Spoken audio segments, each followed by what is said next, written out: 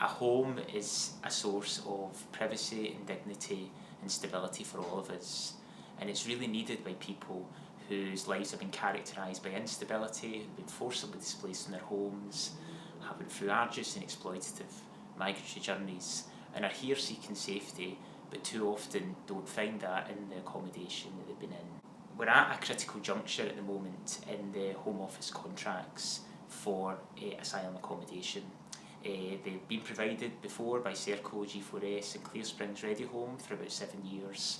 They are going to be procured for another 10 years, which is a very long period, and we were looking for improvements in these contracts.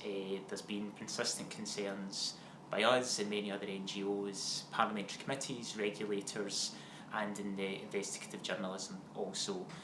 But sadly, we see little better in these new contracts for people themselves in the accommodation, and we see nothing better for local authorities as well as communities.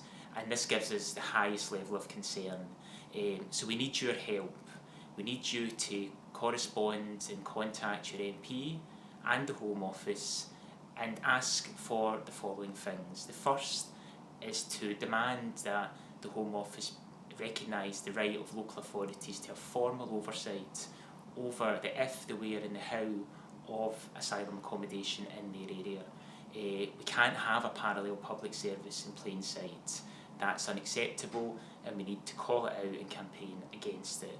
The second is proper resources given to local authorities and communities so that they can do what they want to do, which is to welcome and integrate people from all over the world at the time when they're most need. The third step is to make sure that this becomes a genuine shared responsibility across the UK, because at the moment people are moved into the most deprived streets and wards across the north of England, South Wales, Glasgow, the Midlands and Yorkshire and Humberside, and nowhere else. And what we need is that to change so that we have a shared responsibility across the UK for people, and then we can all do what we want most to do, which is to help people in their most precious time of need.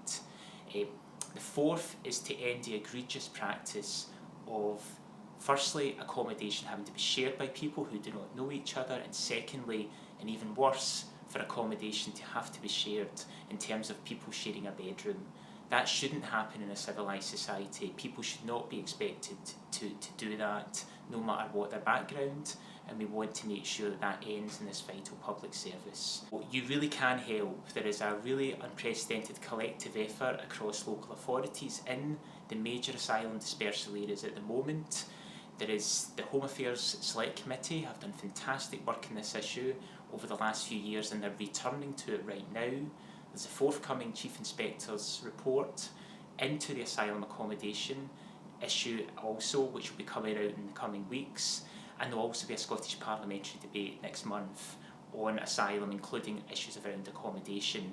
The contracts have not been signed yet, and until they're signed we still have a really great opportunity to try and make sure that they create a sustainable asylum dispersal system which has proper oversight, proper resources and proper involvement of communities in it.